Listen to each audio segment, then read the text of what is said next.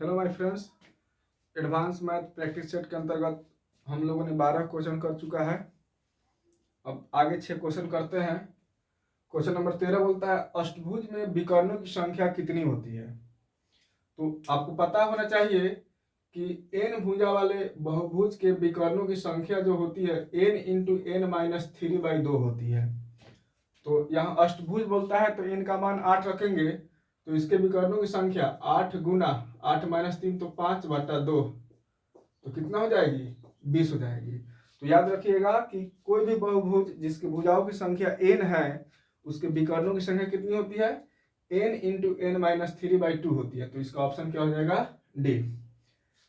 14 number question करता है किसी बहुभुज के अंतः कोणों का योग 1440 है तो उसके भुजाओं की संख्या कितनी होगी।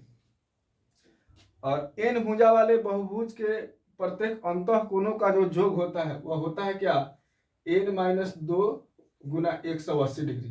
यानी n भुजाओं वाले बहुभुज के प्रत्येक अंतः कोणों का योग n माइनस 2 गुना 180 डिग्री होता है। यही बोला है कि किसी बहुभुज के अब अंतः कोणों का जो कितना है 1440 तो यह किसके बराबर है 1440 डिग्री के बराबर है। तो यहाँ जब काटिएगा तो 18 144 होता है तो यहाँ से n का मान 8 2 10 तो भुजाओं की संख्या कितनी होगी 10 होगी। 15 नंबर क्वेश्चन कहता है एक समलंब समद्विबाहु त्रिभुज। समद्विबाहु त्रिभुज का मतलब होता है कि दो भुजा बराबर हो और समलंब कहे या समकोण समद्विबाहु त्रिभुज कहे तो इसका मतलब है कि बराबर भुजाओं के बीच का कोण कितना डिग्री होगा 90 डिग्री होगा।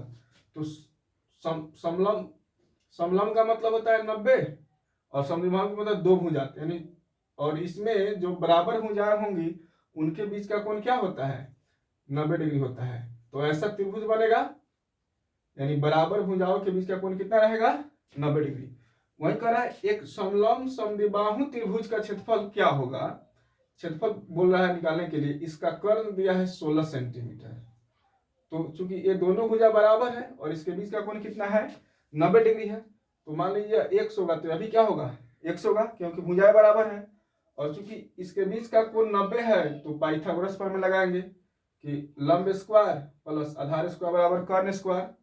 तो यानी x square plus x square बराबर कितना हुआ 16। तो 2x² का मान कितना आ गया हमको सॉरी 16 का स्क्वायर आ गया यानी 256 आया। तो यहाँ से x² का मान कितना आया 128 रहने दीजिए। क्वेश्चन बोला है इस त्रिभुज का क्षेत्रफल चाहिए तो 1/2 गुना आधार गुना लंब तो यानी x²/2 का मान पूछता है और x² का मान हम लोग निकाल चुके हैं कितना है 128। तो 128/2 कीजिएगा तो कितना आएगा 64 सेंटीमीटर का स्क्वायर। तो यही आपका ऑप्शन डी होगा।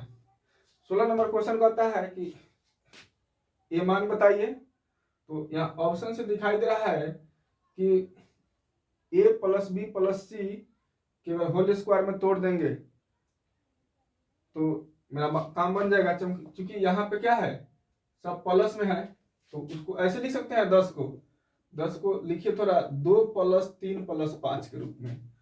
और जो 2 का मतलब हो गया कि √2 का स्क्वायर लिख सकते हैं 3 का मतलब √3 का स्क्वायर लिख सकते हैं 5 का मतलब √5 का स्क्वायर लिख सकते हैं। मान में कोई परिवर्तन नहीं है।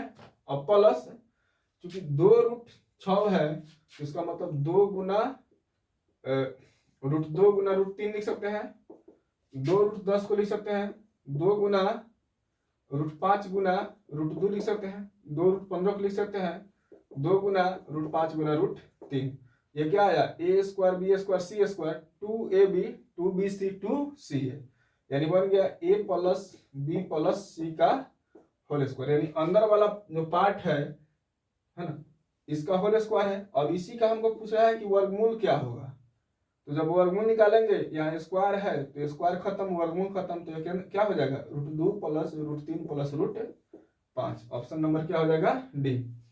17 नंबर क्वेश्चन कहता है कि यदि थीटा न्यून कोण है और tan थीटा + cot थीटा का मान क्या है 2। tan थीटा + cot थीटा का मान कितना दिया है 2 और थीटा न्यून कोण है 0 से 90 के बीच है यानी tan और cot इसमें क्या आएगा धनात्मक आएगा। तो यह मान पूछ रहा है। एक काम करते हैं cot को बदलते हैं tan में तो और यहाँ से tan है बराबर कितना होगा 2 एलसीएम लीजिएगा तो tan थीटा हो जाएगा, तो क्या हो गया tan स्क्वायर थीटा प्लस 1 बराबर 2, यानी tan स्क्वायर थीटा प्लस 1 का मान 2 tan थीटा हो गया। और इसको यहाँ लाइएगा तो tan square theta minus 2 tan theta plus 1 बराबर 0, तो ये क्या बन गया tan थीटा माइनस 1 का स्क्वायर बराबर 0, तो यहाँ से क्या आ जाएगा tan थीटा माइनस 1 का मान 0। अब देखिए कि tan थीटा का मान 1 है और tan थीटा 1 कितना पे होता है 45 डिग्री पे होता है, चूंकि एंगल जो लेना है वो न्यून को लेना है, तो थीटा का मान हमको क्या मिला 45 डिग्री। क्वेश्चन बोलता है tan पे पावर 7 प्लस cot पे पावर 9, तो क्या बन गया मेरा tan पे पावर 7 45 डिग्री प्लस cot पे पावर 9 45 डिग्री।